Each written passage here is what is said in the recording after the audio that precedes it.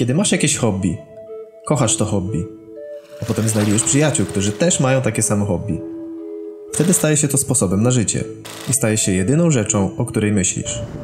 Jesz, śnisz, żyjesz tym hobby. To cały twój świat.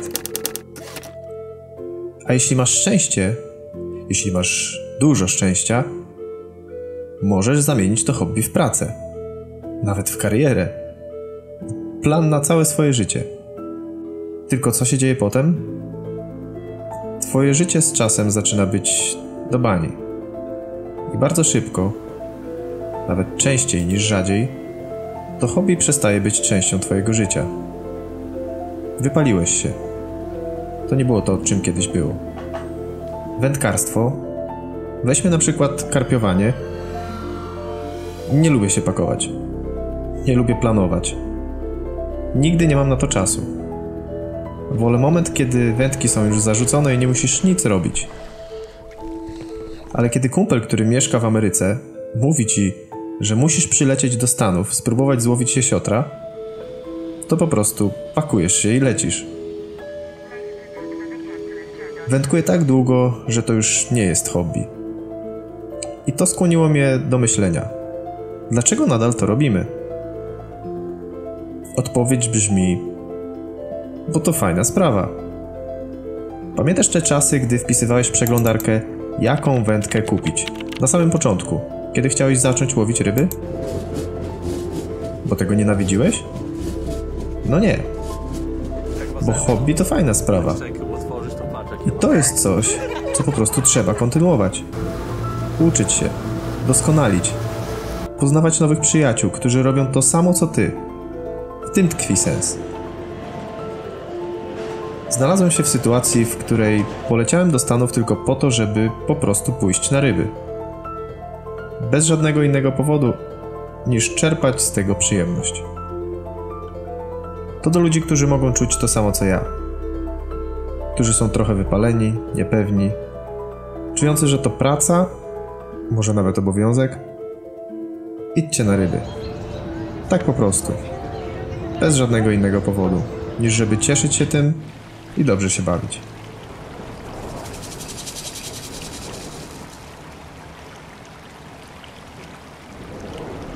Siem albo się nie ma. Właśnie wylądowałem.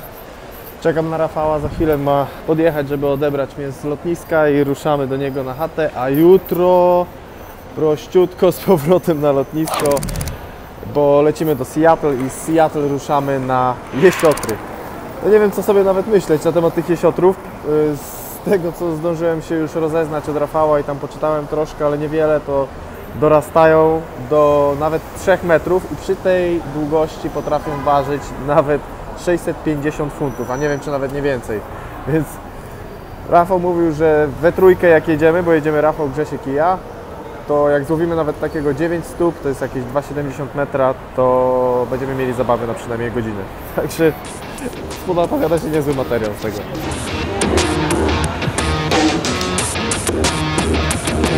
Po odebraniu mnie z lotniska, Rafał stwierdził, że zrobi w domu ognisko. Takie amerykańskie. Bo duże.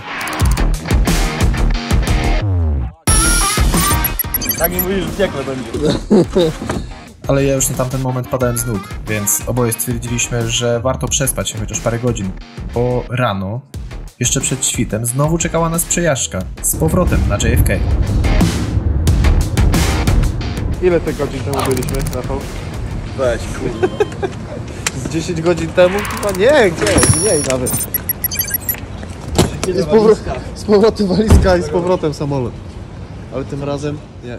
Alaska Airlines. Lecimy do Seattle.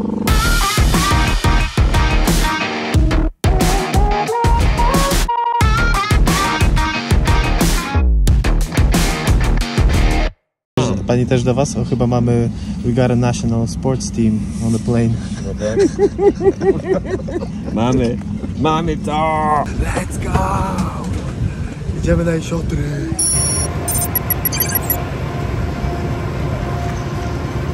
Żeby wypożyczyć samochód, to musimy autobusem do niego dojechać. Jest dedykowany autobus za nami właśnie, do którego wsiadamy, żeby dojechać do miejsca, z którego odbierzemy auto.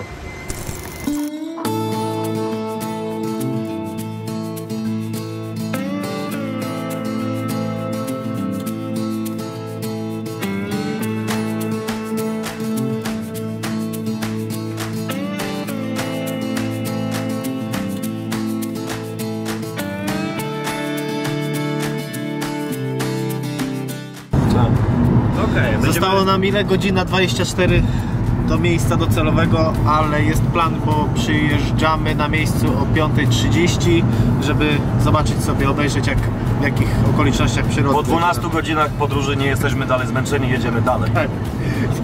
Wjechał monsterek ze 174 gramami cukru i Przemkowi nie chce się spać, więc możemy jeszcze na rekonesans zjechać.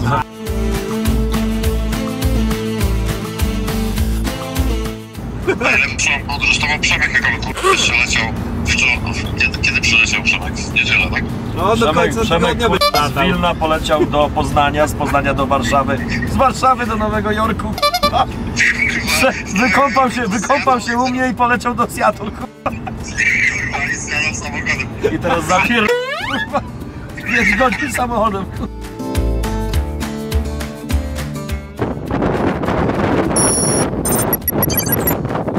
Jest ogień, jutro tam będziemy łowić!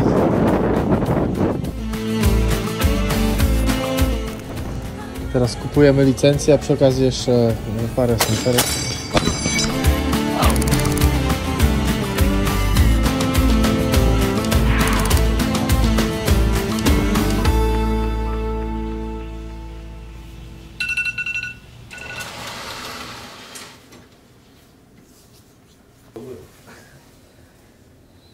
Jedziemy teraz wzdłuż Snake River. Za chwilę będziemy na niej łowić, zobaczcie.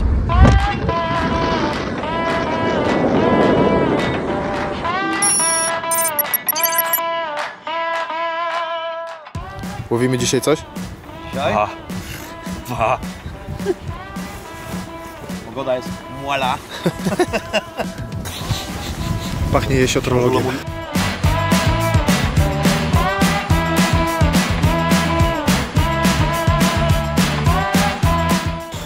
Hey, what's up? Przemek?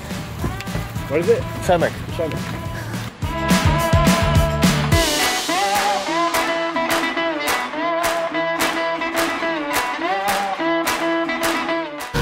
Pierwsze spostrzeżenia, zobaczcie jakie ciężarki. Prawie jak karpiowe. Albo ten. I haczyk. Taki malutki. Jesteśmy na miejscu. Pakujemy się teraz na łódkę i zaraz zaczynamy. A czekajcie, zaraz wam pokażę jakie przypony mamy.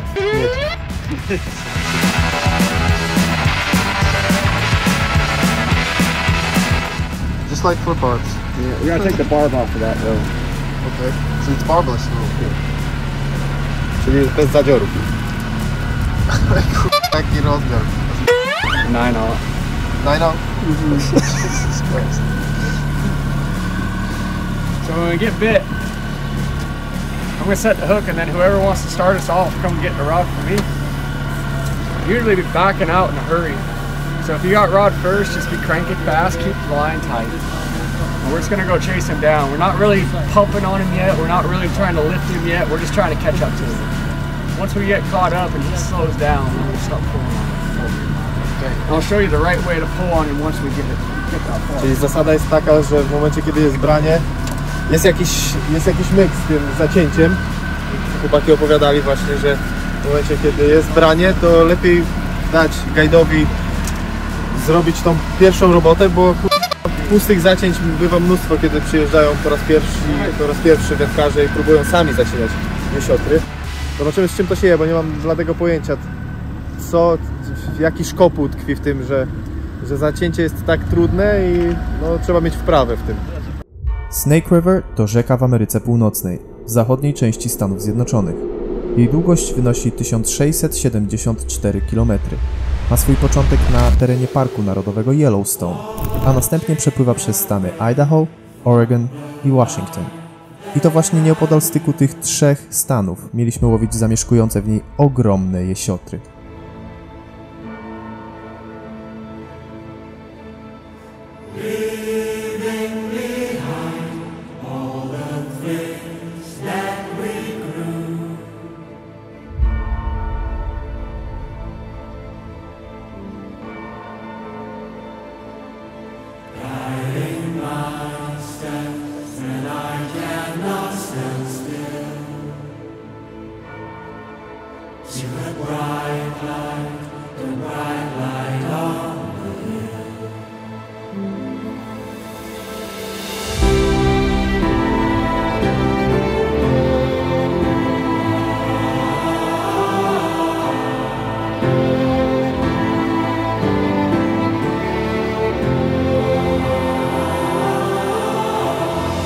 So we're at the first spot, I guess. Yeah, it's a spot.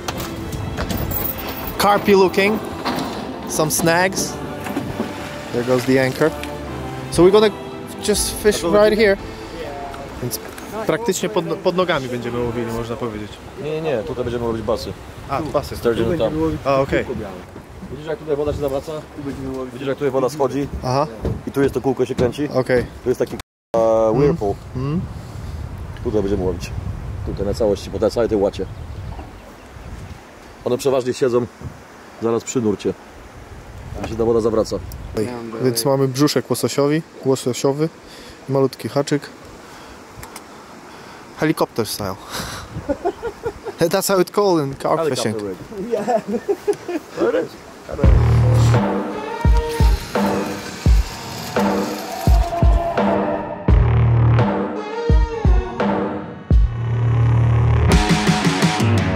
Got so much weight on my shoulders, enough to knock me out, but I'm still holding the throne. Na razie łowimy przynęty. Nie łowimy. Rafał łowi. So pretty it hurts, just beware. No, więc teraz łowimy basy na przynętę. Tamten był za duży. Potrzebujemy malutkie. Jak zwrócicie uwagę, to moje wyobrażenie na początku było takie, że będą duże przynęty, ale jednak nie. Są takie stosunkowo małe. Zwłaszcza na tle tego haka. Chyba ile? 9-0? 9-0. 9-0 hak. Bez zadziorowych, znaczy zadzior mały. No zadzior ma Usuwany zadzior. usunięty, nie? To jest, co ciekawe, zasada bez zadziorów. W Ameryce bym się spodziewał, że tu będzie wszystkie chwyty dozwolone, ale... Z łuku je. No, z łuku jeszcze trochę.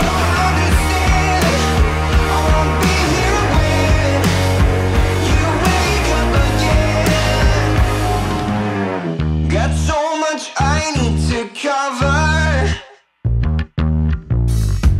All the lies I lied, been with me. Zmieniamy pierwszą miejscówkę. Tu na razie był taki krótki przystanek. Zrobiliśmy troszkę też przynęt, małych basów, więc lecimy teraz na takie bardziej topowe miejsca. Tutaj co ciekawe, każdy guide ma swój rewir taki, w którym operuje. Nikt sobie w drogę nie wchodzi. Mamy spory obszar do Not sure if omówienia. it was 10 or close to How it. big is the area that you're fishing? Like you're From the church camp upriver to where, from the boat ramp to where I get cut off, there's 24 miles of river. 24 miles. This time of year in this higher water, the best fishing is in the bottom 10 miles. By Oregon State, huh? Oh no, this side of it. Oh, this side, okay. So in the summer when the water's really low, then up further into the canyon's better. But right now, in the higher water, a lot of the sturgeon up in the canyon, the water's real fast, it's swirling real hard. Łowienie jesiotrów na Snake River wygląda zupełnie inaczej niż sobie to wyobrażałem. W zasadzie bliżej temu do polowania niż faktycznie do łowienia.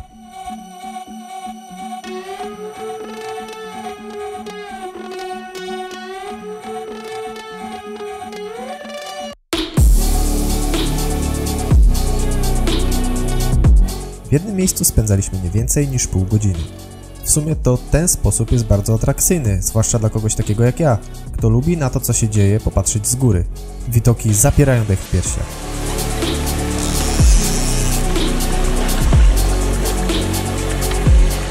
Pierwszy, amator. When they're small, yeah, when they're small. Chrupek pierwszego już jesiotrawa. Na razie taki maluszek, ale już coś jest.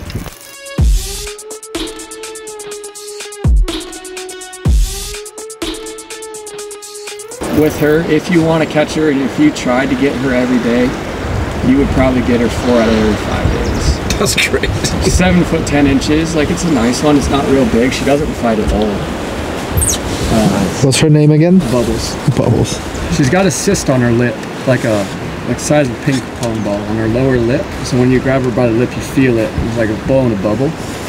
So we named her Bubbles. She showed up like 2 years ago. And she's a nice fish to have in the summer when the fishing's tough. You can go get her if you need her. If I don't need her, I usually try to leave her alone. But so if you look at like 286 fish over 7 foot, take Bubbles out of the equation, I probably caught 30 times last year. You know, and then the other couple repeat offenders, we probably saw 225 to 230 different fish that were over 7. How many fish over 10? Or 9 or 10? Oh, so Out of all the that was fish you got? interesting. So that's where, like, when people ask me, like, they'll get like a 7.5 footer, and 10 years ago that was a big one to me. Yeah, that's a big one. But now, where I draw the line at big is like 9 foot. Yeah. So I had a 286 fish. We landed 31 of them over 9 feet last year. That's still pretty good freaking And we ratio. landed 6 over 10. So when you look at the percentage, like Our odds are pretty high. 7s and 8s, 7s and 8s are the most common ones that we got here. The least common, beyond the 10s, but the second least common, I guess, would be 6 footers. Barely ever see 6 footers. You actually did catch one down the ramp, remember? Yeah, Down the last day? Yeah. That was a 6 footer. Yeah. They grow real slow until they get to around 5 feet, and then they jump through 6 right up into the 7s. Once they get to about 7.5, they slow down. The 6 footers are the ones you see the least of. 6 footers are actually really fun. You know, they're 80 to 100 pound fish, but they're They give you a really good fight. they're one-man fish, and they're like 10 minutes, 15 But it's maybe. very intense. But when you want to move a 6 or even a 7, you throw thumbs down, you can move him some. You know, you can kind of make him be done. When they start getting real big, you're at their mercy for a while. But there's not much you can do. So like we'll get a 7.5 foot fish, you know, pretty nice, not a big one, but nice one. And guys will ask you what's the difference between this fish and a 10 footer. And it'll be on the weight, you know, in that 2.5 feet of length, you're probably gonna put on another 200 to 250 pounds. But when you get a 7.5 footer, acceptable, appropriate amount of time fighting him is like 30 minutes. And in that 30 minutes that you're fighting him, you're really only going to square off and pull on him for like 5 minutes.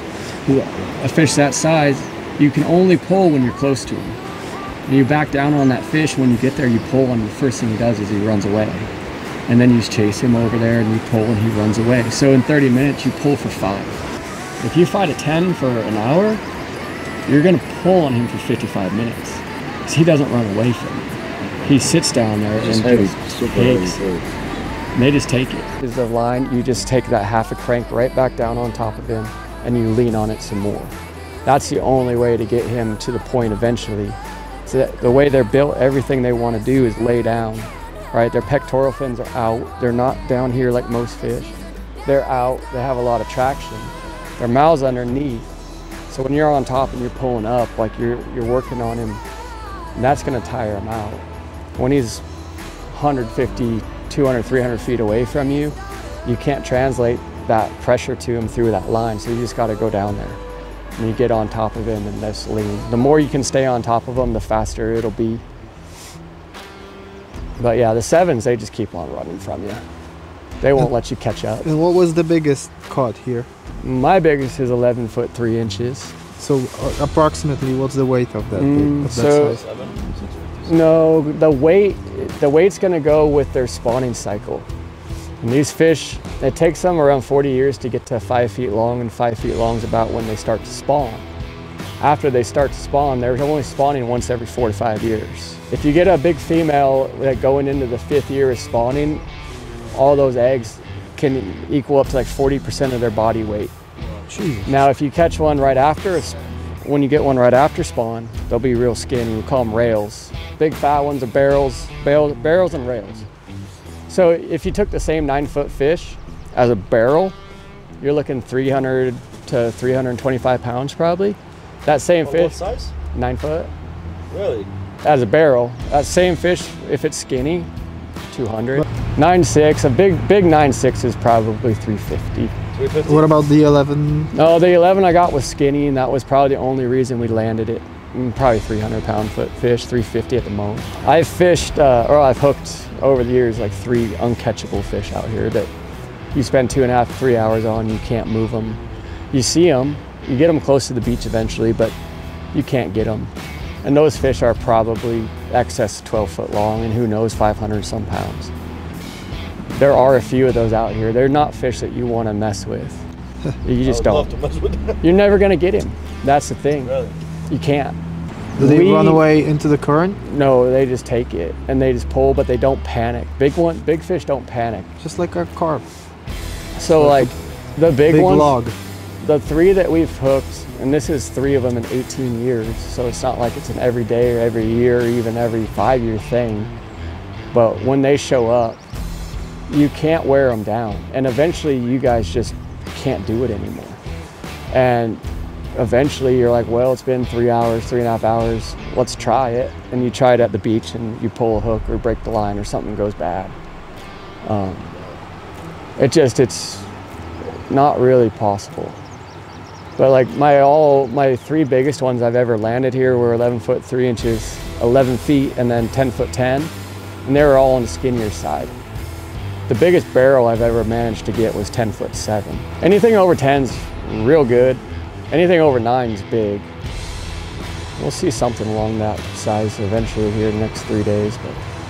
Po krótkiej opowieści o zwyczajach i nawykach jesiotrów przyszła pora, by ponownie zmienić miejsce.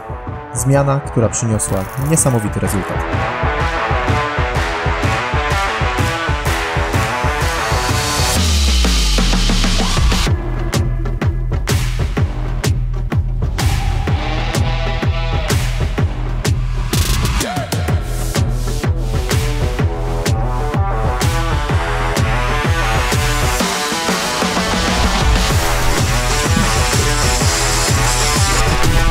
Action!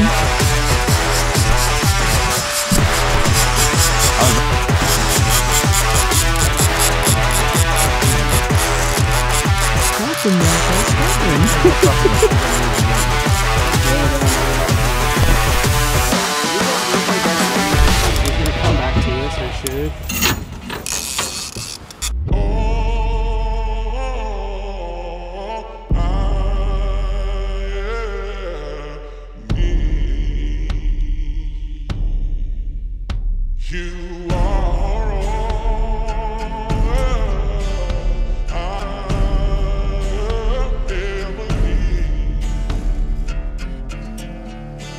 Lean on it again.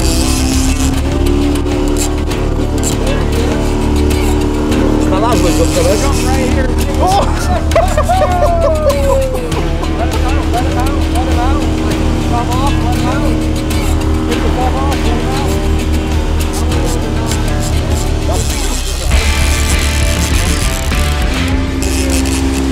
W tej chwili pływamy po całej rzece za tą rybą.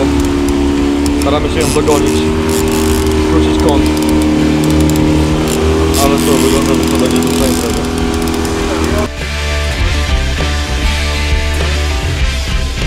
When they want to be pissy, go ahead and let Okay. them be pissy, but as soon as they settle down, get Okay. back to hammering on him and that'll make him pissed again, he'll do some more shit, let him do it. Sure. Teraz w zasadzie nie mam co tutaj robić, bo o, teraz daje mi trochę. Nie, że nie ma co robić, robić co ma. A czy w sensie w takim, że możesz nie jestem w stanie nic zrobić. On teraz robi ze mną co chce. Pękasz czemuś? Potrzebujesz pomocy? Za chwilę na pewno. Okej. Jak powiesz ratunku, to I got you. Dobra. Poproś ładnie, to ci pomogę. Skakujesz? No Grzesiu, możesz się szykować. Jeszcze poczekaj, może raz wyskoczy. Ale wędka mi się wbija w pachwinę.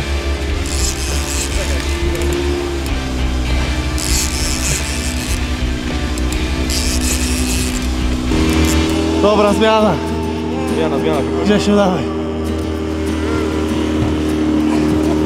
Fucking hell. Fucking hell. Ale akcja, co? This is a shit show. Yeah.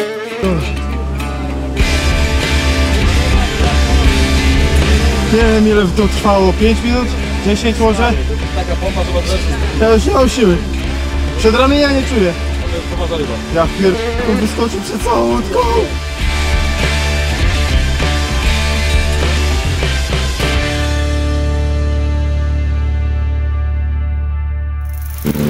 Zmiana.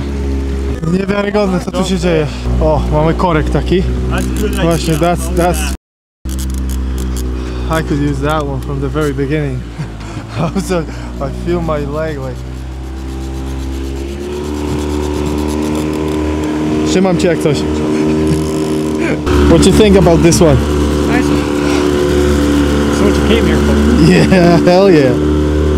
It's over 9 for sure. Might be pushing 10 foot. Got a big head on it. Got a body on it too. Yeah, It's not, I saw him jumping out of the water. I was like, yeah, it's like a shark. not skinny. So I mean, this fish is gonna be at least 300 pounds. Yeah.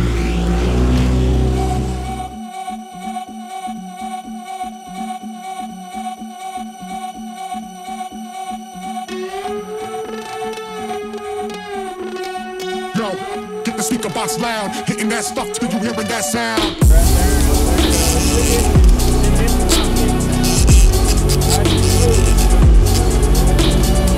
There you go. Poke him out of there. Hitting that stuff till you hearing that sound. Pomimo wielu opowieści na temat jesiotrów ze Snake River, nie mogłem ich w żaden sposób porównać z tym, co działo się podczas holu naszej drugiej ryby tej wyprawy. Oh, it moved. It moved.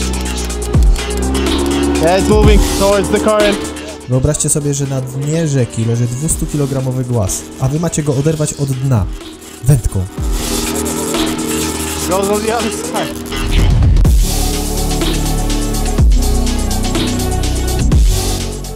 Got blood on my hands already.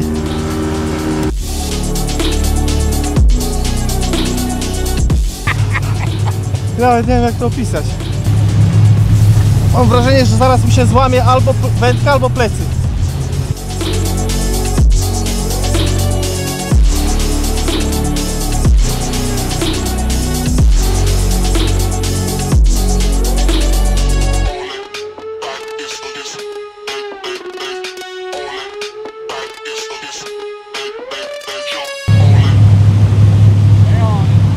Jak tam, Grzesiu?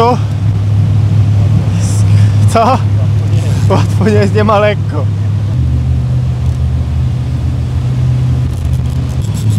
Kolejna zmiana, to już chyba trzecie okrążenie albo czwarte. 8 minut poholowałeś. To sporo. Chociaż nie, to chyba razem ze mną. Nie, to tak po 3-4 minuty. No.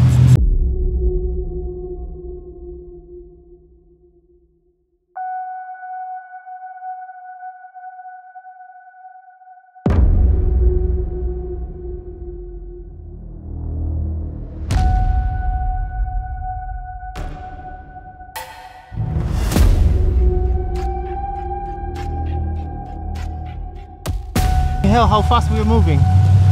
Przemysław. Przemysław. Like sturgeon fishing. Przemysław is gonna have sturgeon fishing and that's for his life. Przemysław jest tak wypruty. Yeah.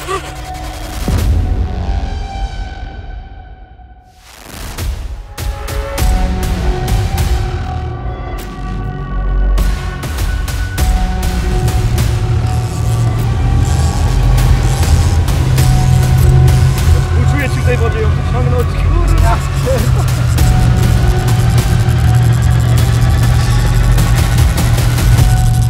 What the f is going on here?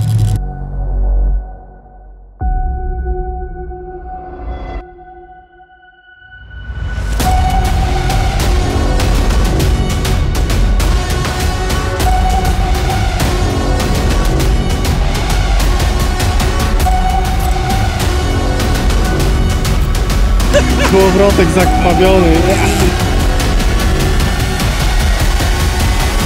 Wygląda na to, że już jesteśmy blisko tego, żeby go wylądować. Ale jak ta wędka się gnie po godzinie. Tak, Przemek, tak ci się wydawało, bo jesiotra nie myślał się poddawać.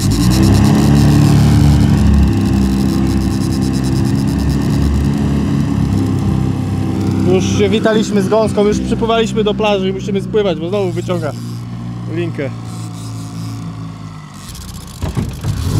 Do lasu. Gdzie ty masz na brzeg? Patrz! There she blows!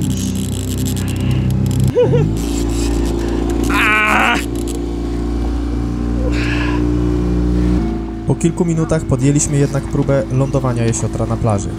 Tętno w tamtym momencie 220 jak nic. Modliłem się w myślach, tylko żeby się nie spiął.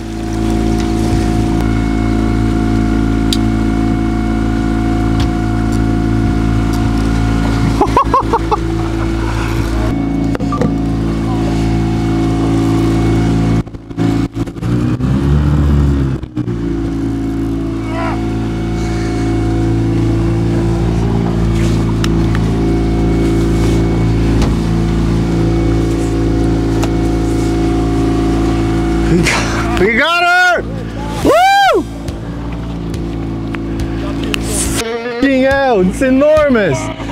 It's enormous! It's huge! Co tu się odjęło? Co tu się odjęło?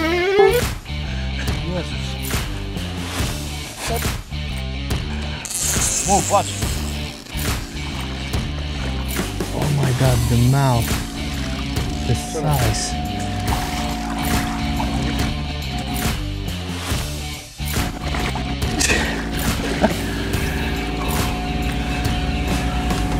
It's enormous. Hit on! Good, that might be over 9. Oh, it's definitely over 9. It might be 10. I was gonna say, I didn't want to say it, but... Kilka kroków, patrz, pogojone. Ja pierdzielę, bez jednej płetwy tak nam dała że ja... Stary, jestem gotowy do łóżka. Yeah, buddy! No. Don't go anywhere, don't go anywhere. Gdzie chciałaś uciec? Gdzie chciałaś uciec?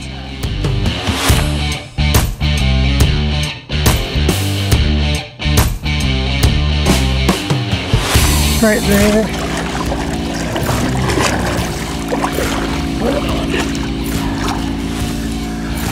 Oh, so close. 9'10". Bro, that's still the biggest I've ever landed here. 9'10". 9 stóp, 10 cali. 9 stóp, 10,5 cala. Tak brzmiał dokładny wynik i ostateczny werdykt. Co daje nam łącznie 301 cm długości jesiotra. Leave her tail where it's at. We're gonna bring her head up towards the beach just a little bit. Okay, so hold on real tight. Right now she's sleeping. When she rolls over, she's gonna freak out for a second. Okay. Just gonna hold on. I'm gonna take her head. She'll calm down, and then we'll get all the photos we need. I know this fish. I haven't seen this fish in 5 years. Hold on, you know what? I'm gonna put it on my tripod.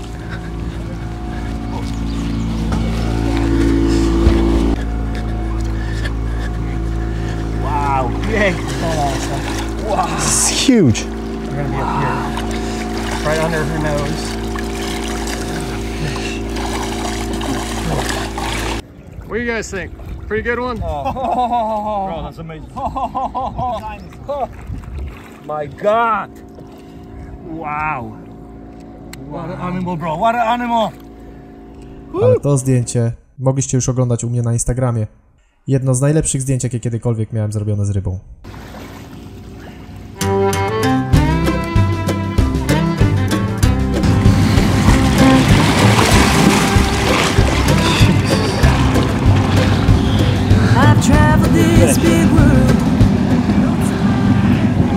Bro, this was sick. Oh my god. Kurwa, ja się spompowany. What time is it? I don't know, it's yeah, 8 minutes to You want to take a break and have early lunch? Yeah, that's gonna be perfect. You say what? That was the biggest of the season? Yeah. Our was the biggest. Największa w tym sezonie. 2 inches. This big right here. Taka duża była. Co tu się wydarzyło? Nagroda brownie, Like the females and stuff. a ten wielki jesiotr to jest jakieś nieporozumienie. Rąk nie czuję. Przedramy jak Popaj. Teraz będziemy mieli lunch. Zaraz burgery zjemy. O.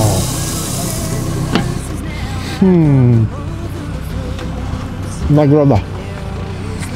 So the missing fins off those big fish, and we see just a few of them. I know 4 of them, and they're all between 9 foot 5 inches and 10 foot 2 inches. But it goes back to the 1960s, and they tried to do a sturgeon survey, and they marked the fish by removing the pectoral fin. Most likely they're 3.5 feet long at that time. You give them 60 years to grow, and they get into the 9.5 foot fish, 10 foot fish. So what's the estimation of the age of this fish? That fish is probably upwards of 90 years old, easily pushing 100 years old. It's swam around in here for a long time. It's seen some things. You can see when you look at him close all the scarring down his back tail, like he's been around. So it's a long, boring life, dude. Like And how long do they live? They can live upwards of 120 years. 120. But you know, think about that long-boring life, and then you put a hook in them, you give them a little exercise. It's good for them. Yeah. It's like they need a little excitement. You just give them a little excitement, you know. They also like to play, right? Oh yeah, that's a workout for them too, you know. Perdition's gates are broad and wide. On the steps you take to ponder, from the path to life or on the narrow road to glory's world of prize. Po lunchu przyszedł czas na kontynuowanie polowania na prehistoryczne jesiotry ze Snake River. Dla nieświadomych tego, co się wydarzyło, zwracam uwagę, że w sezonie na łódce Toma łowi się około 6 sztuk powyżej 10 stóp. Naszemu zabrakło 2, a konkretnie 1,5 cala, by osiągnąć tę wartość. Jednak to wciąż ogromny okaz. Po takim rozpoczęciu mieliśmy równie ogromne nadzieje, by pobić ten wynik. Grzechotniki są, ty. O, zajebiście, grzechotniki są. Hello! Trudno powiedzieć, żeby emocje opadły, bo nie opadły. Cały czas czujemy ten hol, więc... Nie opadła energia. No, odcięło, ta krew jakby odpłynęła nie wiadomo gdzie. No, ręce jak z waty. Naprawdę. W każdym razie jeszcze chwila nam została do tego, żeby zakończyć na dzisiaj, ale... No nie, możemy łowić do popołudnia. Do popołudnia? Może plan jest taki, że złapać teraz rybę i uciekać. A, okej, dobra. No więc sami słyszeliście, a nasz guide jest bardzo pewny tego, że za chwilę jakąś złapiemy, więc...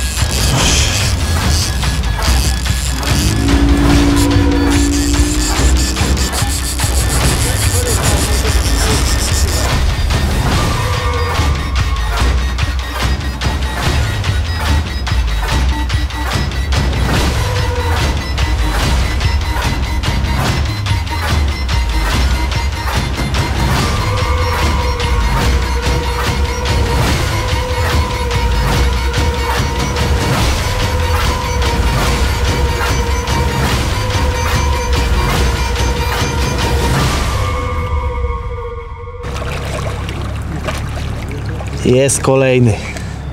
Ile ten miał? Prawie niecałe 7 feet. Niecałe 7 stóp.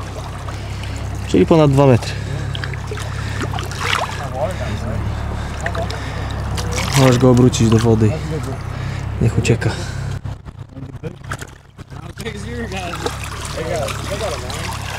Taki średniaczek. No dobra, 2-metrowy jesiot to klamot, ale na warunki Hell's Canyon to średniaczek. Jednak wystarczająco duży, by już wracać do hotelu i pójść spać jak dzieciątko. A rano obudzić się z bólem. Wszystkiego. Rafał, co robisz? Przeciwbólowy biorę. Co się stało? Wszystko mnie boli. Chłop Advil bierze, bo go boli wszystko. Ja ale dzisiaj jak jeszcze jednego takiego wyholujemy, to chyba wracamy wcześniej. Getting ready for round 2. Każdy dzień zaczynaliśmy od szybkiego śniadania i kawy na stacji benzynowej. Potem czekała nas 40-minutowa podróż na miejsce, z którego ruszaliśmy łodzią w górę rzeki Snake River. Good morning, beautiful people. 5 minutes? Maybe 10. Miejsce naszego startu, jak się później okazało, było chętnie odwiedzane przez jesiotry.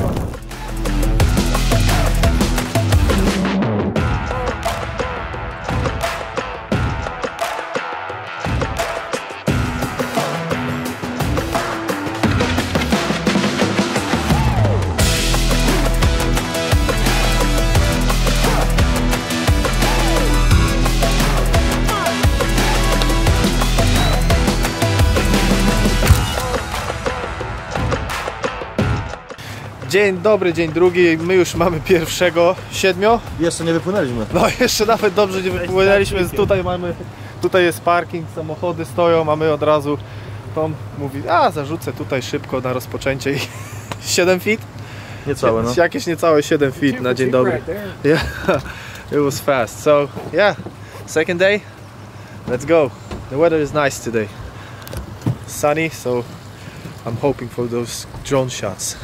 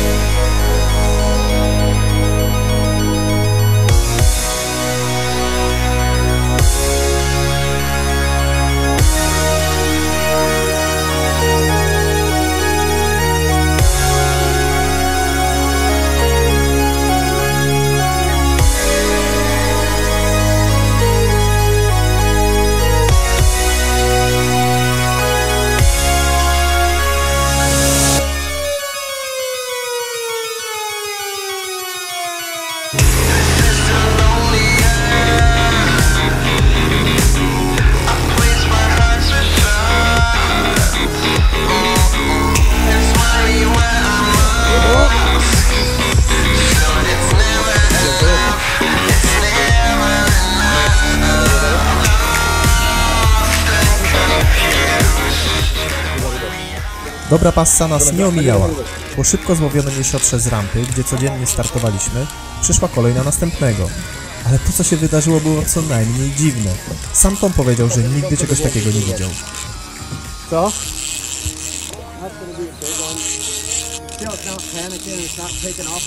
Yeah, no shaking. Oh, goes to the jump.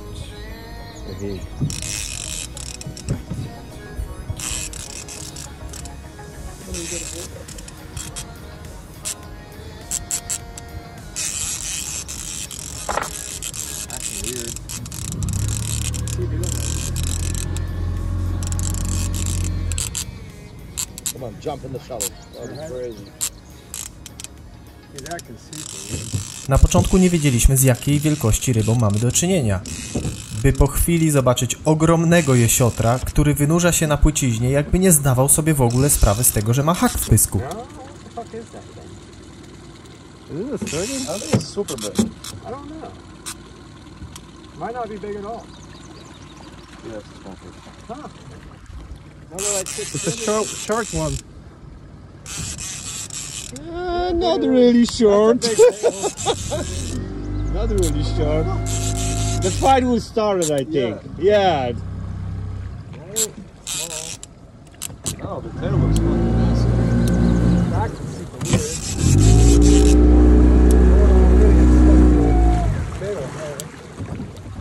It's bigger than before. Not at all. Wow, man! It's an 8 fish.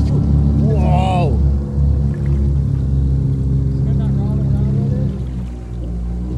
Duża ryba. No! Ale dziwne, nie?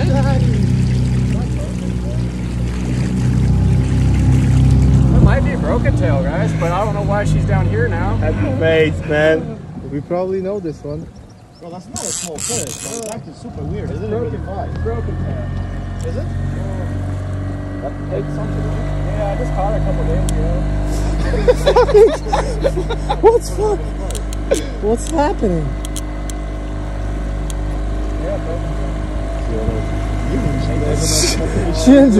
Looks like she enjoys it. Huge. That was the pushiest sturgeon I've ever seen in my life. Literally didn't do a damn thing. They're out.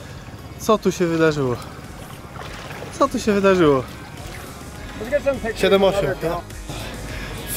10-15 minut wyholowane.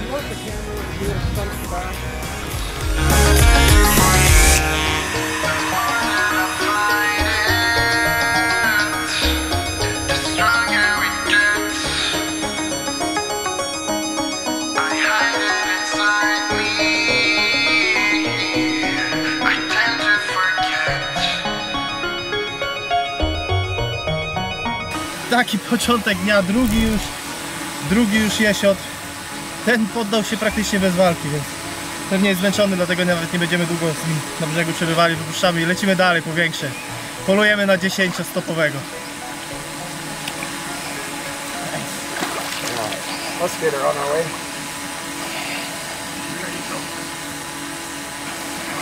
Get another one. Nice.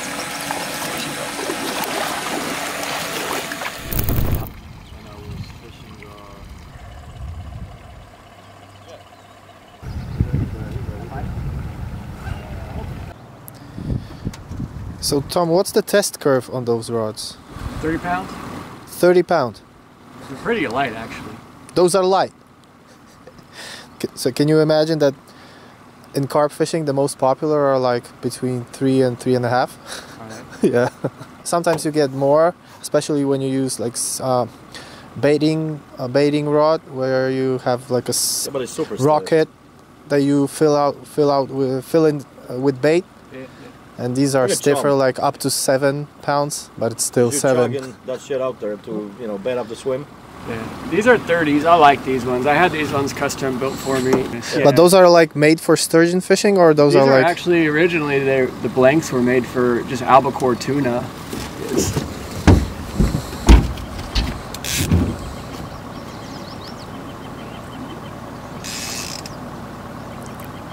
3, 2, 1. Missed. First one I missed this trip. I'll miss something. Maybe this one. Jak sami widzicie, nawet Tomowi zdarzyło się nie zaciąć ryby. Jak prosto by to z boku nie wyglądało, to jednak nie jest łatwo poprawnie zapiąć jesiotra. Mają one tendencję do przygniatania przynęty swoim ciałem, wręcz do bawienia się nią. Stąd wśród niedoświadczonych wędkarzy często można zauważyć puste brania. Nie chcieliśmy takich ryzykować. Get the swing and miss on camera, that's always good.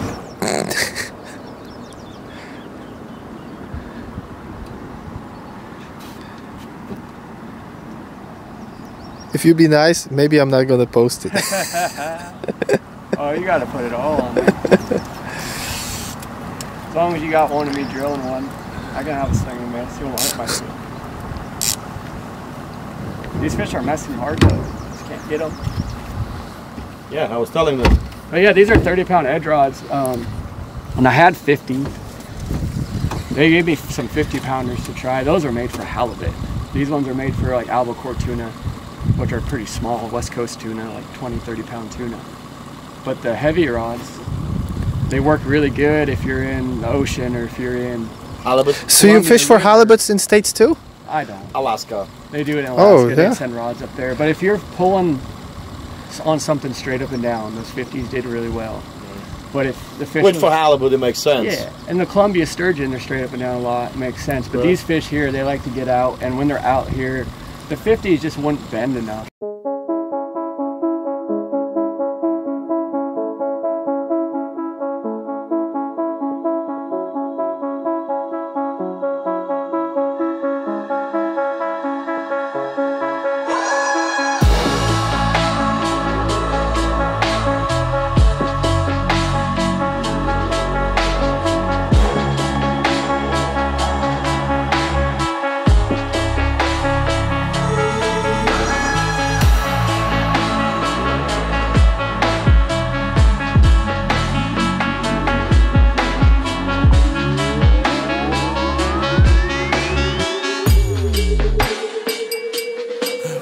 W sytuacji, gdy jesiotry bawiły się przynętą, Tom natychmiast podejmował decyzję o zmianie miejsca.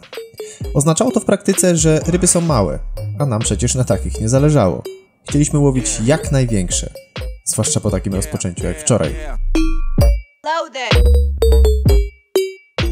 To są przynęty, jakich używamy. Brzuszki łososiowe, ale i też basy, które wczoraj łowiliśmy. Rafał złowił. Ale w każdym razie moje pytanie było, no bo one tutaj widać mają ikrę, nie? Czy wolno? Ale tutaj nie ma w ogóle żadnych wymiarów ochronnych, jest tu ich tak dużo, nie mają okresów ochronnych, więc takie taco, jak to mówi Tom, fish taco. z trochę dodatkiem ikry jest jeszcze lepszą przynętą na jesiotra.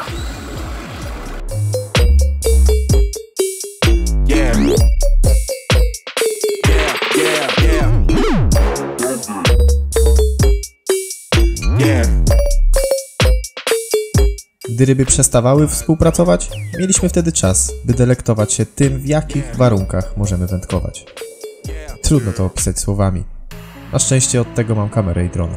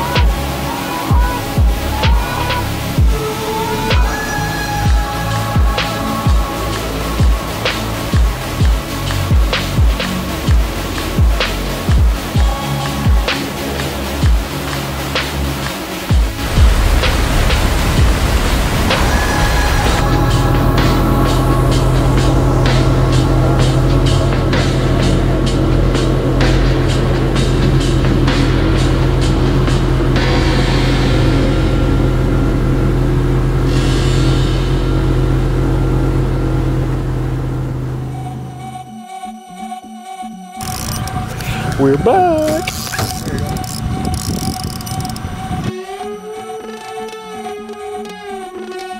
Yo, get the speaker box loud, hitting that stuff till you hearing that sound.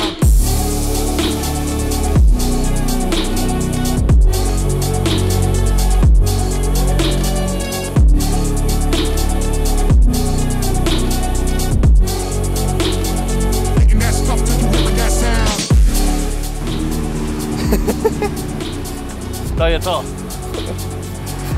To jest to, co ty wieski lubią najbardziej.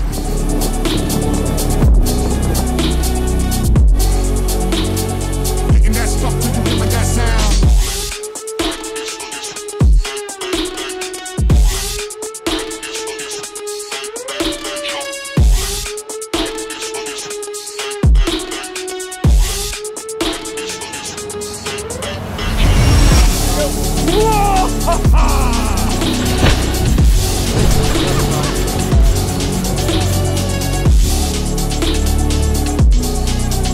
Osobiście przyznam, że nie wiem, co sprawiało większą frajdę.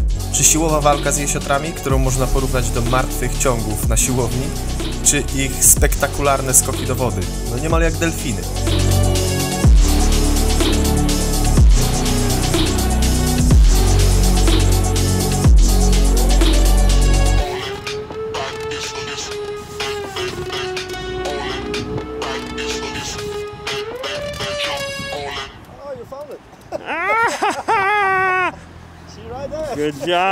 Good job, man. To jest ten kluczowy moment każdej walki z jesiotrem, bo haul to w sporej części gonitwa za rybą i jej szukanie w nurcie rzeki, aż do momentu, w którym lokalizuje się ją spokojnie leżącą na dnie, niczym kłoda, i próbuje się ją od tego dna oderwać, by znów popłynęła tam, gdzie się jej tylko podoba. Nie da się, nie? That's fine with me. I don't like them that close, just in case they freak out. Oh, no. Yeah. Now you can go back to it, thumbs if you want. Try to put thumbs on full pressure and then reel only if you really need to.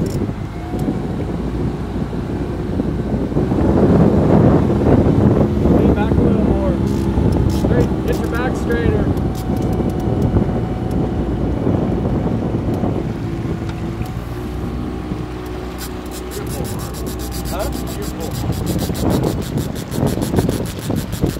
I just wanted to drag it out that top corner. I didn't like that spot. The rapids?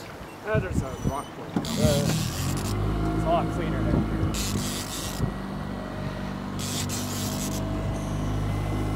This one you pretty much get to feel what they really got because they don't have current up over here.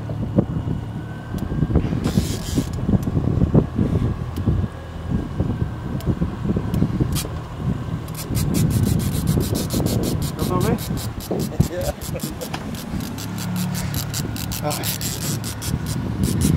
Oh. Oh, again, my finger. Oh, you got it again. This is how it is. Talk to me. No talk to nothing. No quiero hablar ahora, camón.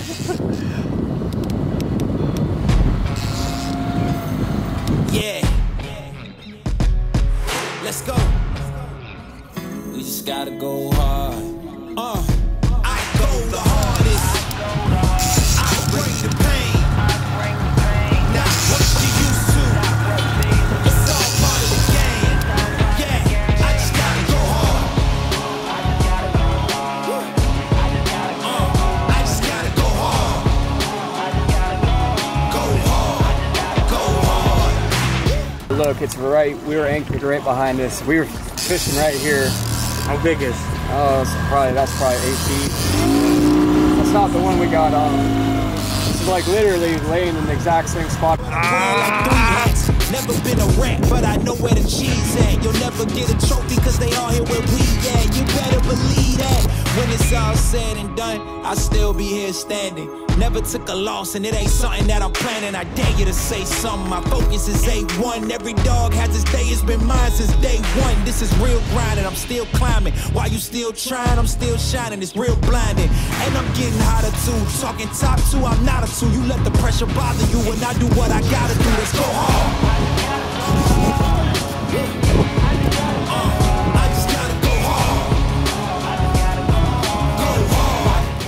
No więc zupełnie inaczej niż mogłoby się wydawać. To nie jest tak, że to jest walka twoja, moja. Trzeba też patrzeć na to, w którym ryba kierunku ucieka. Czy z prądem, czy nie. Czy ucieka od nurtu, czy do nurtu, tak jak w tym wypadku. Kiedy dostaje się do nurtu, to podpowiedź ze strony guida jest taka, że trzeba jej pozwolić z tym nurtem spłynąć.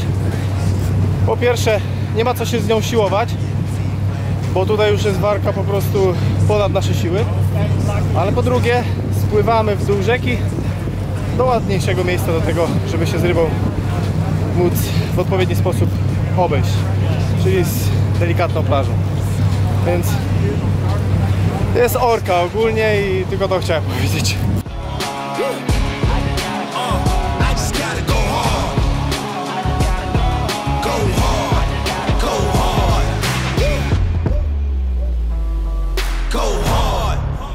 A to chyba to nie, to jeszcze nie wyciągamy.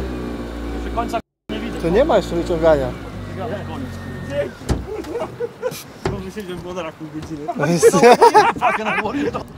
Mamy problem, bo się zbliża do tych kamieni niebezpiecznie. Musimy uciekać.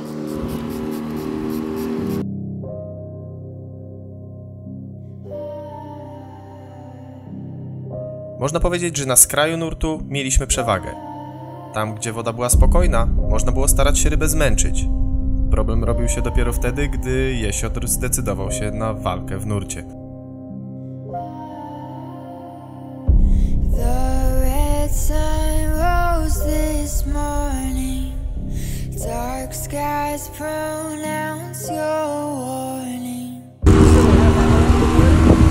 Ten jest nienormalny, już ponad pół godziny się z nim bawimy.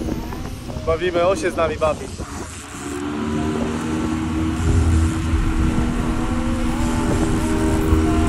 W samym nurcie.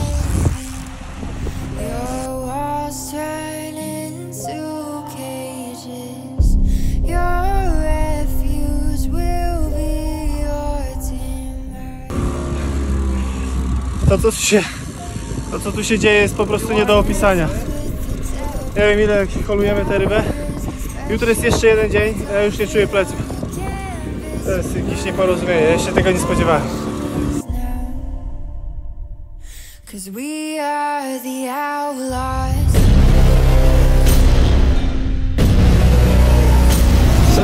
Co jest, Grzesiu, wymiękasz? Ale ją przytrzymałem.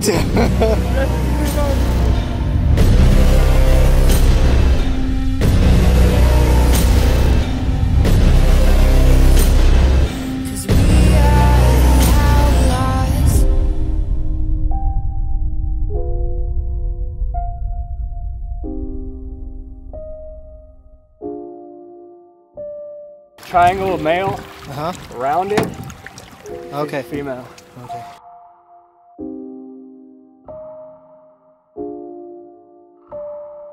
Kolejny piękny jesiot, 7,9 inczy. To może to na spokojnie przeliczyć, bo dał nam chyba najbardziej w kość, co nie? O nie wiem, ta wczorajsza była chyba gorsza trochę. Ta wczorajsza była gorsza? Nie wiem, ale jak na 7 walczył zacnie. Prawie 8. Piękny wynik. Piękna ryba. Gratulacje. Teraz Triceratops z nim dochać. Ksiądz też szkieletony. Puszczamy.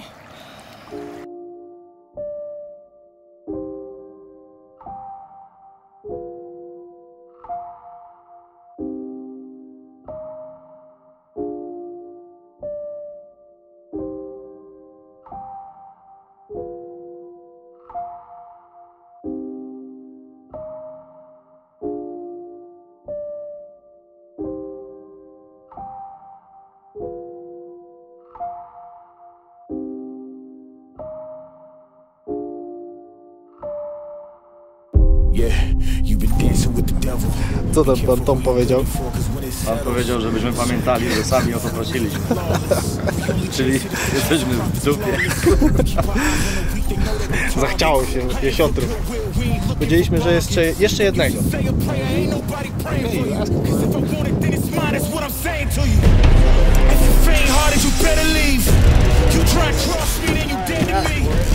I'm in the business of making enemies, and there's a good chance that you may never leave. I don't want to hear any bitches.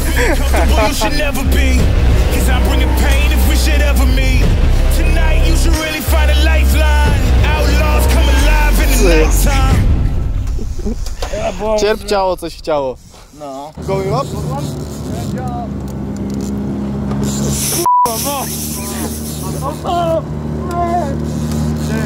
Zaczynam żałować! Zaczynam żałować! Zaczynam żałować!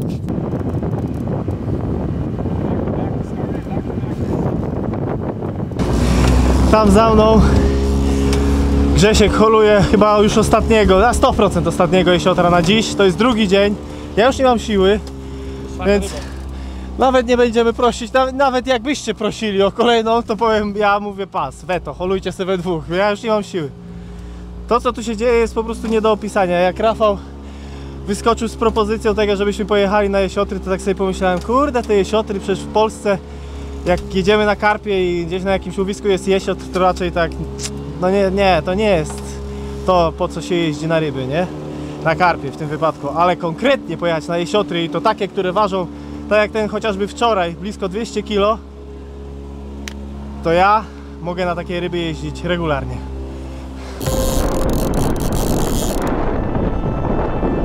Wiem?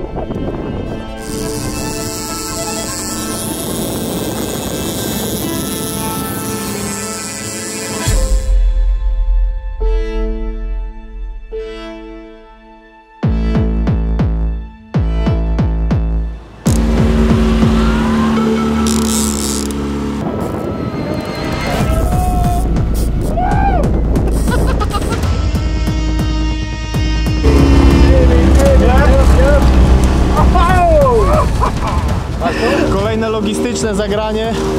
Za rogiem jest znowu miejsce, w którym będzie można jesiotra wyciągnąć na brzeg, więc pozwalamy mu delikatnie spływać wraz z nurtem i tam się spotkamy za rogiem na brzegu. Skurcz mnie złapał w stopę!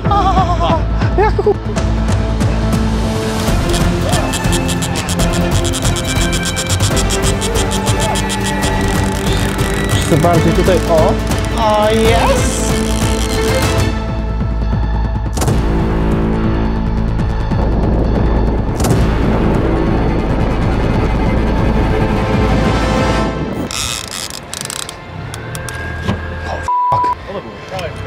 Ja. Już myślałem, że spinka jak przy karpiu. Usually when carps do that, they're gone. Yeah, that's why I was like, no.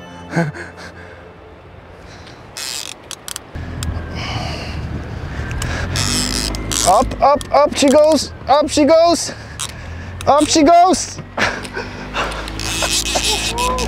Oh, for fuck's sake. Oh my God.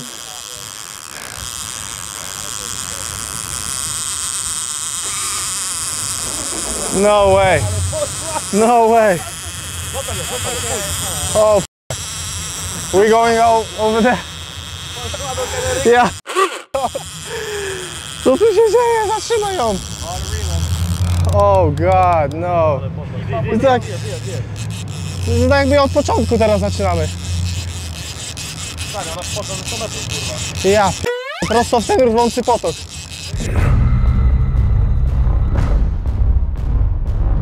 Jeszcze w czymś takim nie holowaliśmy. Kurde, myślałem, że tu nie wolno wpływać. A tylko holujemy go.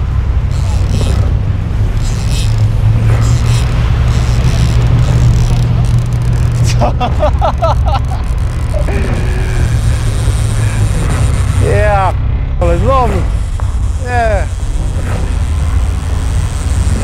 It's like going with the flow.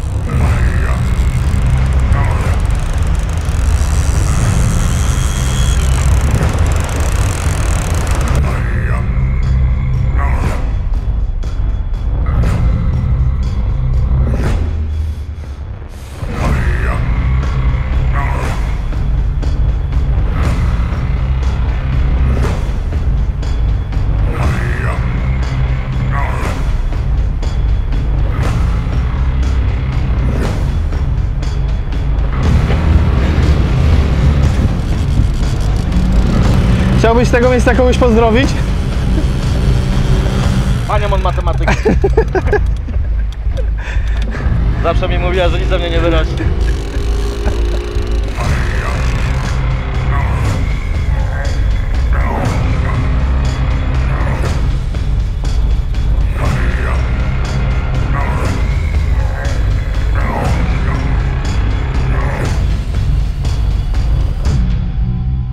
No i na sam koniec jeszcze udało nam się wyholować starą rybę.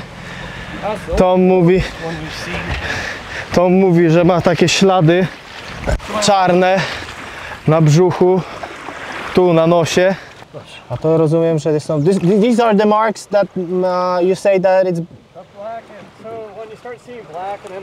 Like this? Like the dot? No, not the dot. Just like this, like in yeah. general. And then look at see the fins. Yeah. All tore up. All tore up. All tore up. It's just an old fish. What's your estimation? 8 foot. 8 foot? Okay. Might be 100 inches. That'd be 8'4".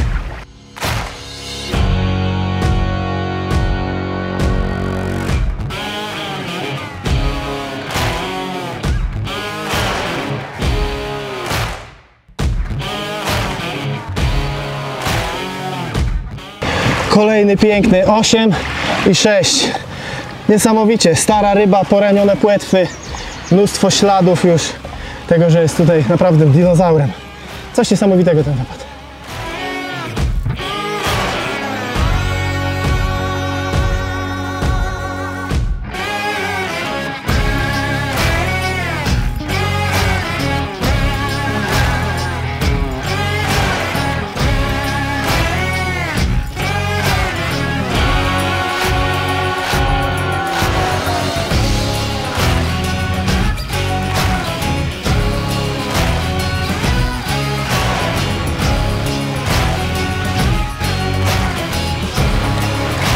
Good day.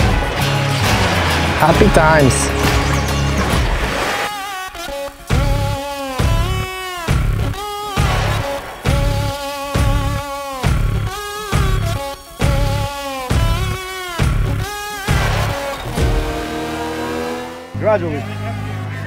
Gradually bigger, yeah. 6, 7. How big they were? 6. That first one, I'm guessing, was probably 3. and then 7, 8. 7, 8. 7, 10. 8, 5. 8, 5.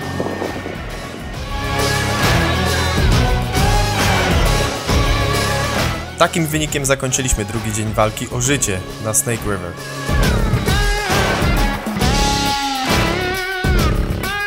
Jedyne na co mieliśmy siłę to jedzenie, bo jutro czekała nas ostatnia wizyta na rzece.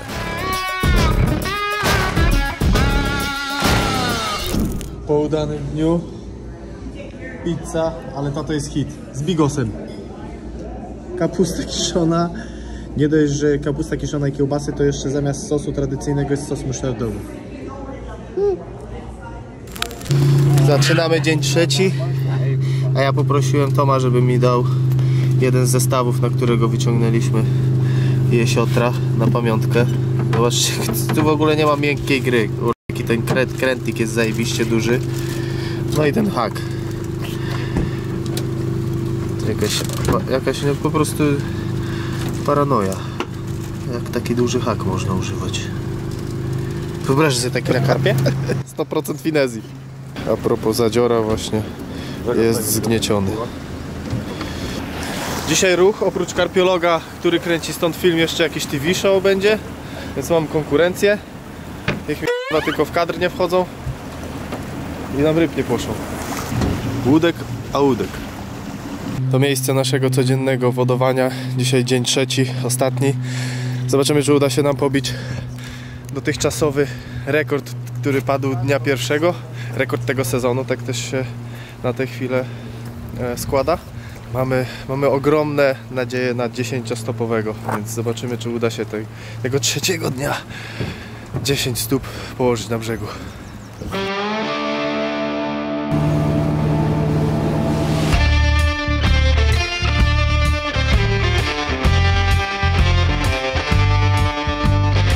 Dzisiaj zaczynamy od miejsca, w którym wczoraj niestety, ale jesiotry grały nam na nosie.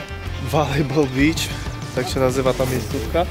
W każdym razie no, mamy nadzieję, że dzisiaj odwdzięczymy im się za wczorajsze zabawy na naszych zestawach i dzisiaj się z nimi pobawimy.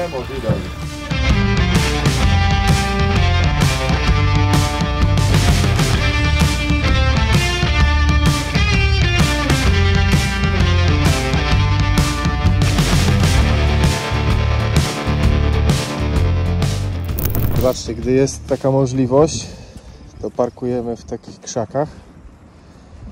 Silnik delikatnie pracuje, pcha nas cały czas tutaj w stronę krzaków. Nie musimy się kotwiczyć, dzięki czemu też w momencie, kiedy mamy branie, szybko możemy zwinąć drugą wędkę i startować bez zbędnego opóźnienia do tego, żeby jak najszybciej znaleźć się nad jesiotrem, bo o to w tym też wszystkim chodzi. One mają tendencję do znajdywania takich dołków, w których po prostu stają i czekają.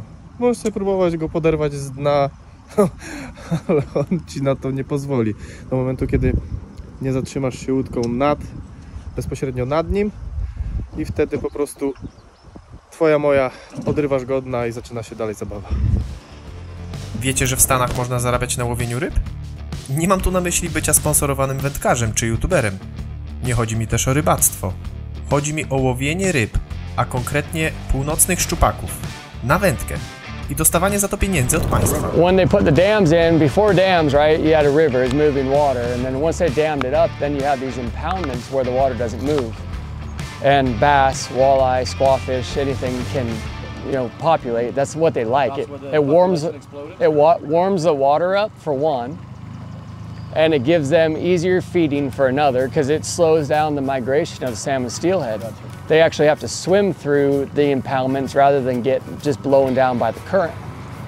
So over time, they built these dams to create power, and then they gave these predatory fish a chance to eat more of the salmon and the steelhead. So now, oh yeah.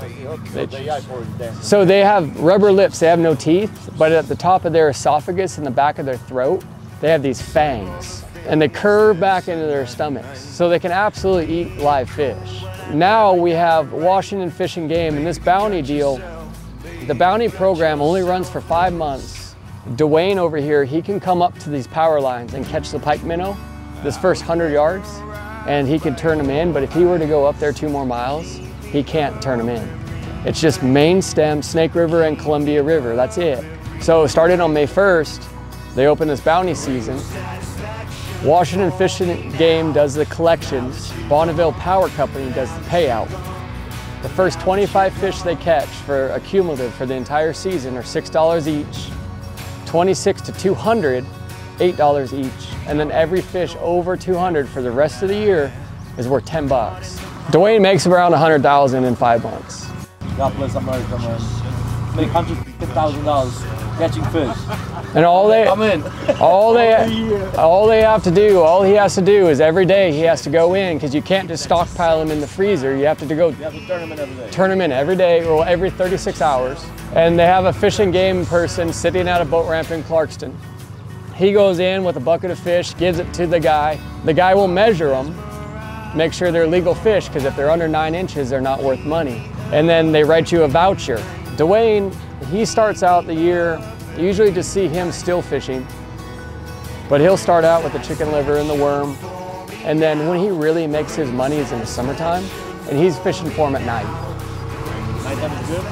That's the best. Yep, if you get 100 of them and you're over that top threshold for the payout, 100 a night would be $1,000 a night. It's only rod and reel, you can't net them. Right, can't net them. Has to be rod and reel, and you have to stick to just like the normal rules, so he's only allowed to fish 1 rod. In the summertime, Dwayne, like I'll be pulling the boat out headed home after fishing at like 4 o'clock in the afternoon. He's just getting here at 4 o'clock. And at 4 o'clock, he'll park the truck in his boat and he'll go out there in that field with a butterfly net and he'll get grasshoppers. And then he goes out and he fishes all night long. And when he's like, I'm launching the boat the next morning and taking off with my guys to go fishing at 7, he's coming back. He's just finishing up. So he's fishing, he makes the most money, but he also works the hardest at it.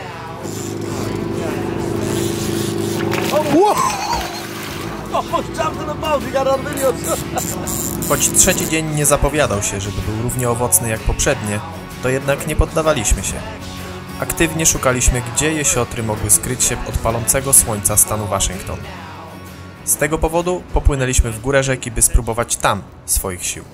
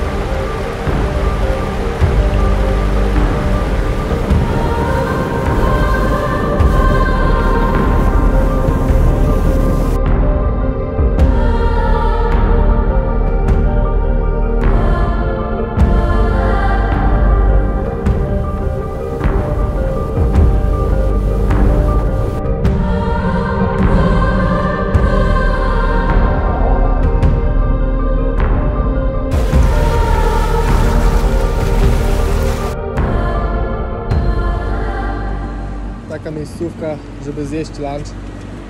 Water from dining. Yeah. Tam sobie woda płynie. To zaraz będą się burgery smażyć. Kiedy już powoli traciliśmy nadzieję, że trzeciego dnia posmakujemy choć raz tego cierpienia związanego z holem jesiotra, los uśmiechnął się do nas po raz ostatni.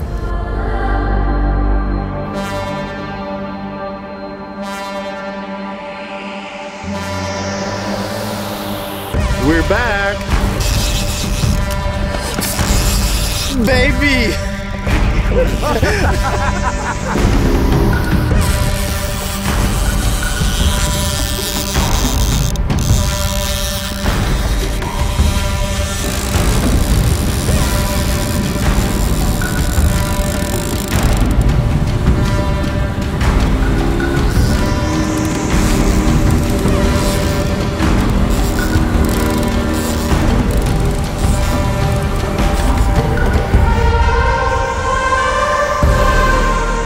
Wróciliśmy do gry. Tak samo się holuje. Żadnej ulgi, żadnej taryfy ulgowej.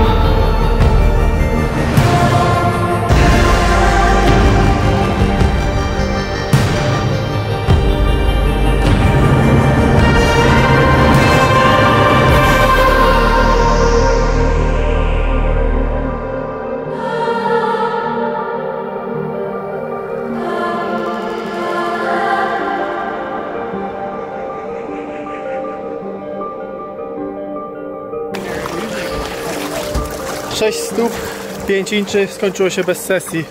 Lecimy, bo chcemy jeszcze na koniec złapać tego dużego. 6 stóp i 5 cali, czyli 2 metry bez 5 centymetrów. Tyle mierzyła, jak się później okazało, nasza ostatnia ryba 3-dniowego wyjazdu na jesiotry ze Snake River. Ogrom emocji, wspaniałe doświadczenia i masa wspomnień, które zostaną na zawsze w mojej pamięci. Przygoda jesiotrowa dobiegła końca. Take care. Cheers. Dobiegła końca. Ostatni dzień pozostawił opcję do tego, żeby powrócić. Tak, pozostawił również niedosyt. Niedosyt, który trzeba będzie, dniach. niedosyt, który trzeba będzie jakoś uzupełnić. Może jeszcze kiedyś tu przyjdzie połowić, ale moja wizyta w Stanach jeszcze się nie kończy. Jeszcze kilku fajnych planów i miejsc do odwiedzenia. Siema, albo się nie da.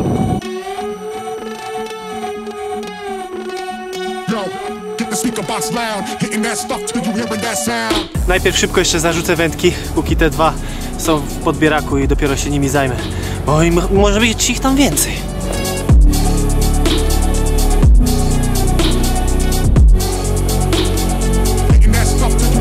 Niesamowite, wygląda jak lipień, bardziej niż jak karp. W taki sposób, jak sobie to wyobrażałem, bo samo dotarcie do Central Parku zajmuje mi 3 godziny.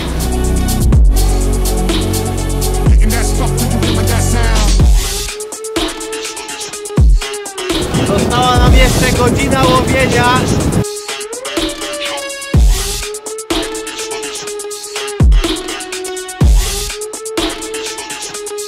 W Central Parku z takimi widokami jeszcze double run, nic więcej nie potrzeba.